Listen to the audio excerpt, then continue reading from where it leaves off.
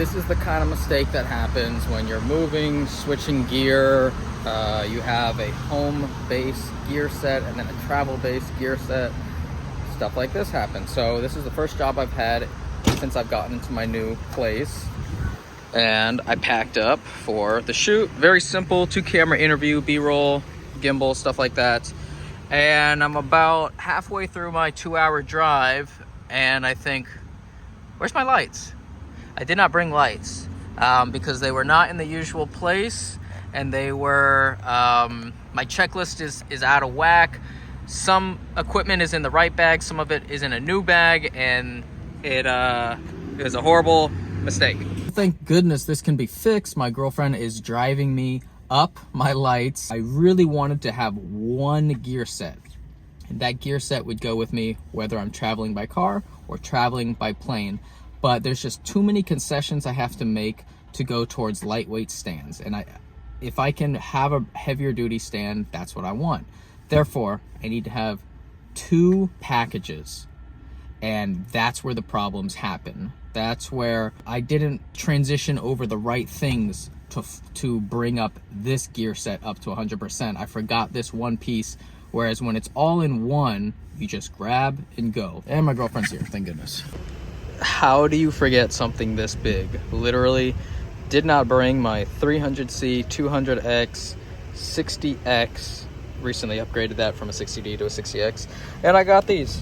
I'm gonna try these out. Mainly they're for my retainer client to have very lightweight mics on them and hopefully speed up the process of putting on and off mics since we do so many wardrobe changes. But I'm gonna present it to the client on this one. I'm still saying that 4Runner looks so good, especially that color. I mean, don't get me wrong, I love my tiny little zippy car, and I actually feel like as soon as I got into something that big, I'd want something smaller. Plus, I love simple things, like a simple camera, a simple car, manual transmission. It's most of the time the bells and whistles are what get you in trouble because they fail or you depend on those bells and whistles. But when you have a limited product, you think very one-track minded, which usually helps because you're not leaning on all these different things that could work, but they might end up being more trouble. Like if autofocus wasn't as good as it is on Sony, if I was using a different manufacturer, I just wouldn't use autofocus.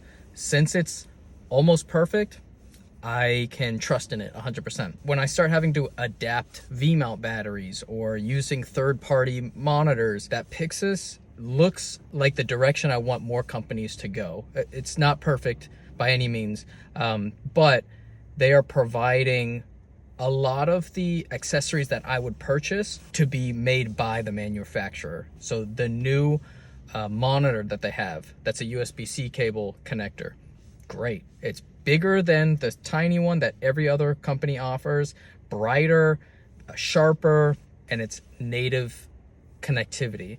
I wish they had thrown a V-mount on there. I wish they had full-size XLR and ND, but the direction is there. That's the direction I want for all of my tools, to be cohesive and without a lot of thingamabobs added on top, or even just parts that are put on by, you know, hinges and connectors. All those things fail over time, and it would be nice just to have a simple, unified product. So I don't know how I got there from 4Runners, but yeah, simple is usually better.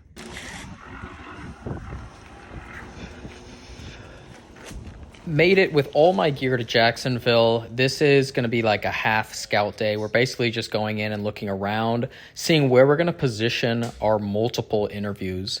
I like this warehouse space, and I think there's a lot of options we can do. So we took some test shots on the phone, which I really enjoy. I know there's some specific apps where you can dial in lenses and stuff, but this is just for reference so we can go home to the Airbnb, check everything out, and see which one was our favorite, which one we're going to set up for. I like this one, but I think the outside sun will be an issue at full day.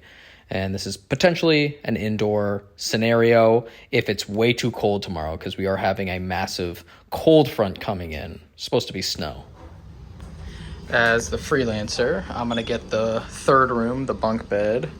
And then right now I need to get the FX6 and A7S3 matched, paired, just get everything ready so that tomorrow when we arrive on set, we just hit record. I don't know how long it's taken me to learn this lesson, but I finally learned it. When I show up on set on the production day, I should not be adjusting any settings. I should not be adding the file name. I should not be switching to which color profile. Everything should be set up the night before. And having done that recently has really helped me for when the projects unexpectedly begin immediately as I get there. So we have all of our gear set up. We're going to be shooting the interviews on my camera package. And then we're going to be running the B camera on my A7S III, and then just have a couple other cameras ready for photo or additional B-roll. So gear is already done. Now we are getting together and just going over the shot list, seeing exactly what we need for these 4 little commercials. And we are even acting out some of the actions that we want to do, like this. Okay, 3, 2, 1. Okay, I'm jumping ahead, but this is a sneak peek from tomorrow's vlog. So you saw the, let's call it rehearsal, ideation, and now this is what we actually filmed. Pretty happy with it, but this is the finished clip.